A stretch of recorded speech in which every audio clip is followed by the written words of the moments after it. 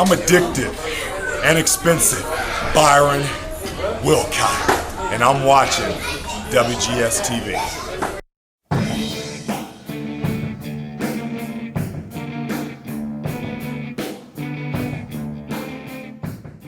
Welcome to another installment of WGS-TV right here on YouTube.com/WrestleGamer and ZFXTV.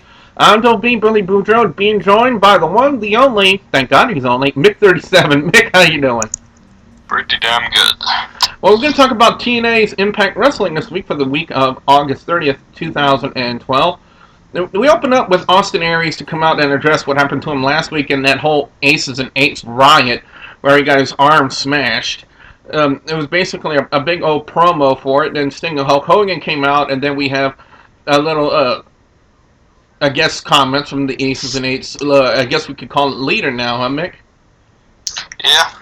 Well, let me just say this. For someone whose right arm and right hand was supposed to be smashed, he was holding his microphone pretty damn well, wasn't he, Mick? Well, usually if you think about it, when your hand's just taped up, you can kind of hold it okay.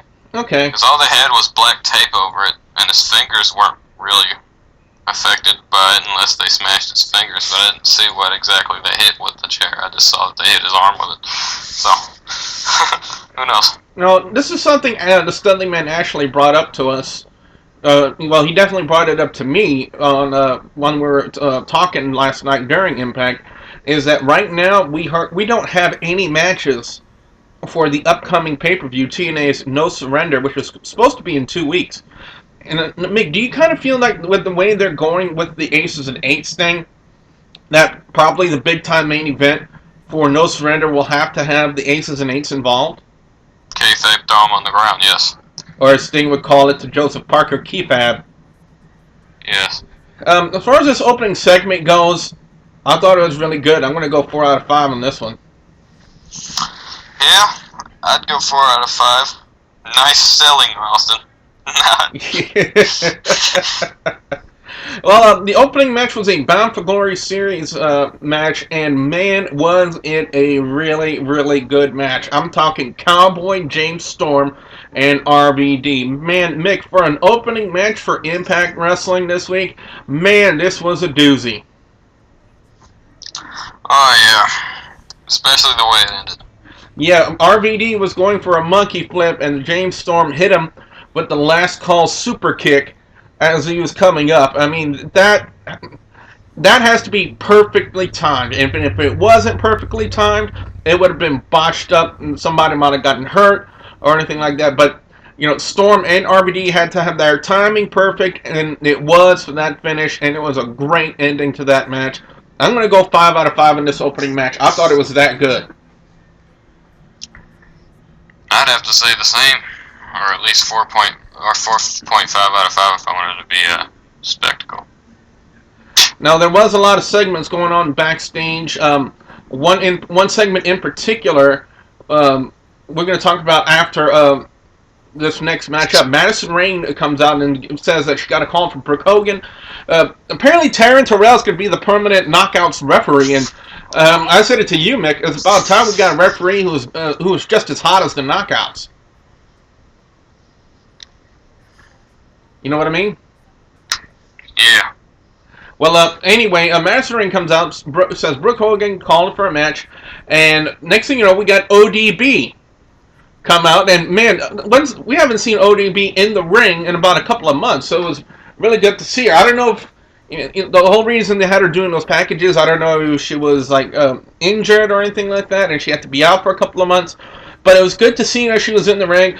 But man, Madison Rayne just jobbed the ODB in that match, didn't she? Yeah. But it was good to see her. She looked like in really good shape. Didn't look like she had missed a step. And then next, you know, we got Eric Young come out. Now, we got to explain this to you guys. Now, for the last couple of months, the way they've been working this whole angle with ODB and Eric Young is ODB had sent him out for fried chicken and beer.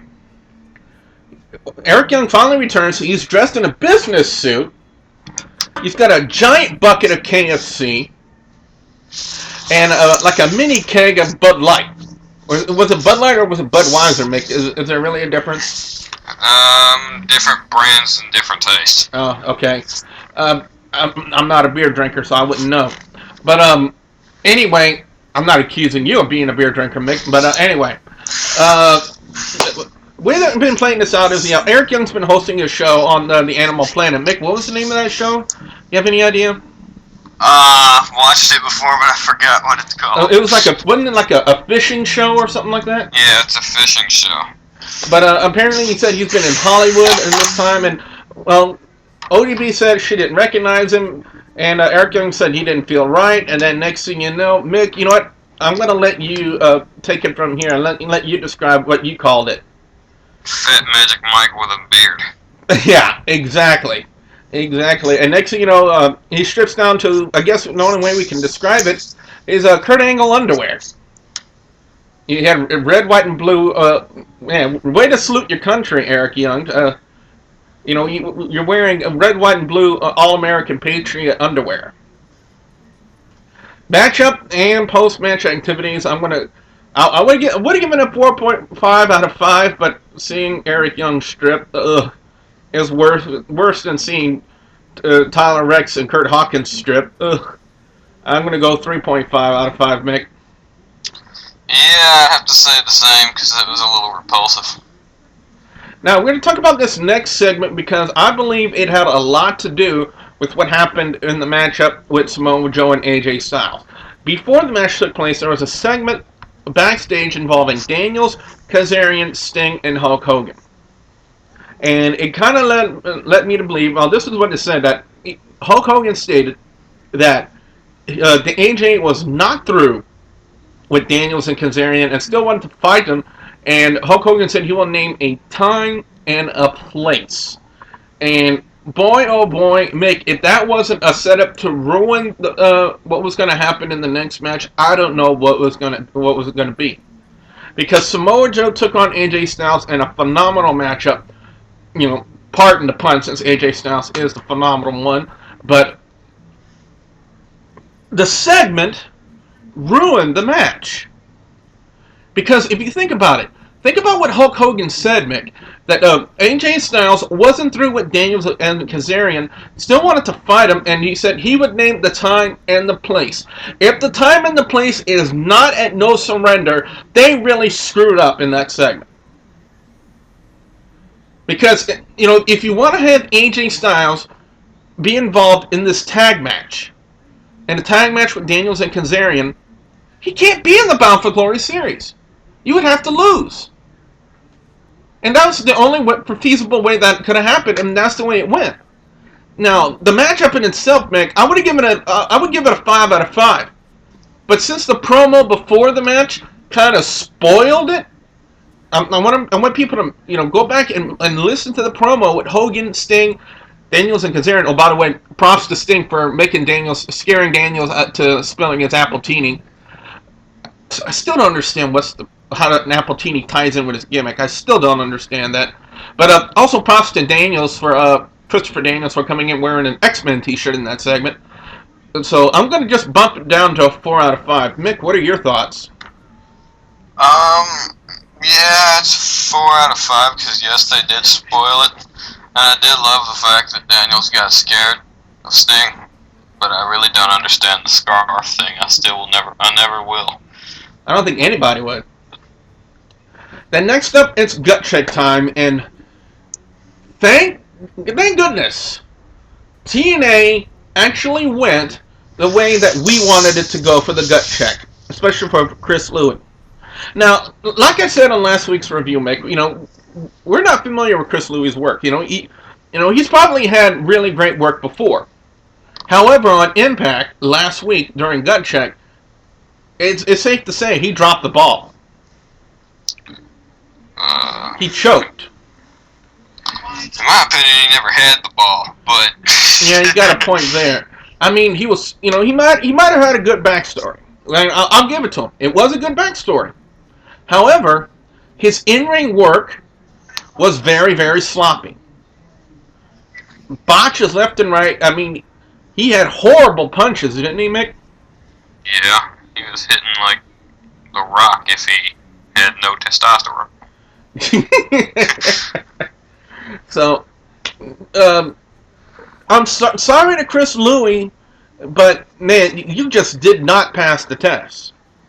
You know, if you couldn't pass the WGS-TV crucial judges, which are like me, Mick37, Ashley, and everybody else who watches us, then how do you think you're going to pass the TNA judges, Taz, Bruce Pritchard, who apparently thinks he's Vince McMahon now, you know, Jack or something like that.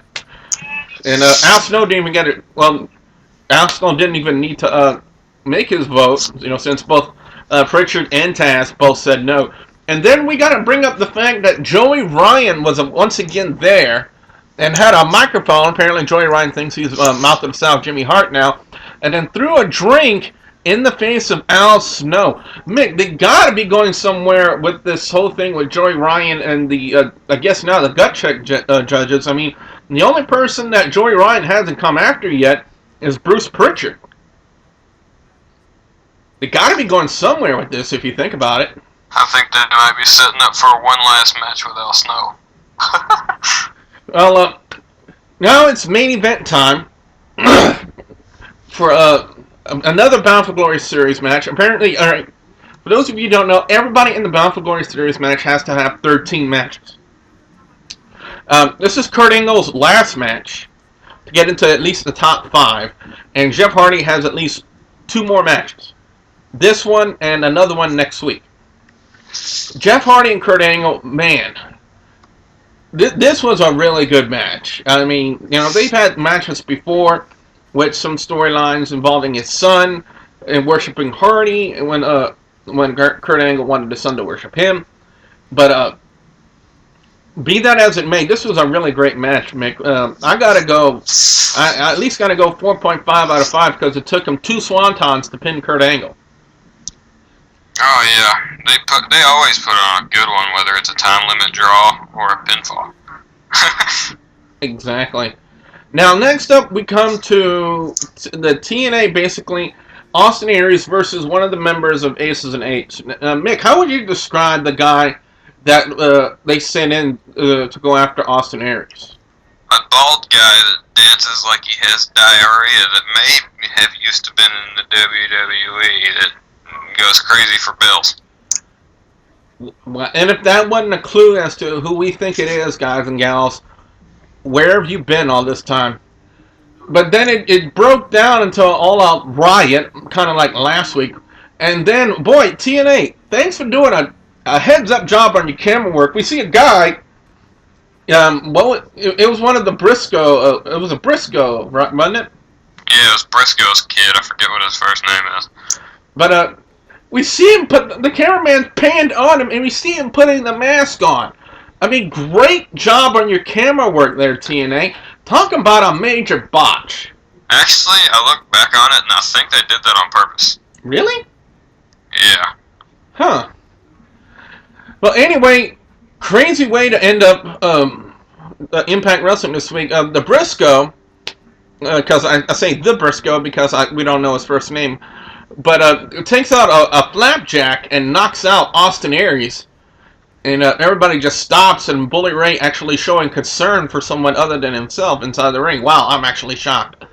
But I gotta say, great way to end up Impact Wrestling this week. And if this ending isn't any kind of a way to build into a possible main event involving some members of TNA versus the Aces and Eights at No Surrender, I don't know what else I'm gonna have to do. I mean, we got at least, I'd say, about 2 more weeks to build into No Surrender.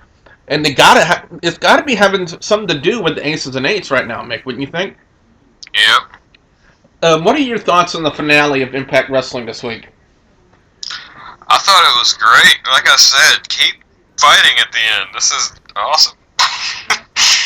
Overall score for Impact Wrestling this week, I'm going to give it a 4 out of 5. Great opening segment. I loved the James Storm RVD match. Great way to open it.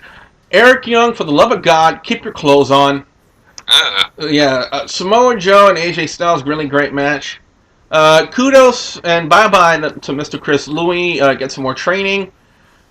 Great match with Hardy and Angle. And this Aces and Eights storyline gets more intriguing as every week goes by. And this is by far, I believe, one of the best storylines TNA has done so far. That's why my score for this week's Impact is a 4 out of 5. Mick, what's your overall thoughts and score on Impact this week? 4 out of 5, because they've had all in all good segments. Oh, yeah. Oh, definitely.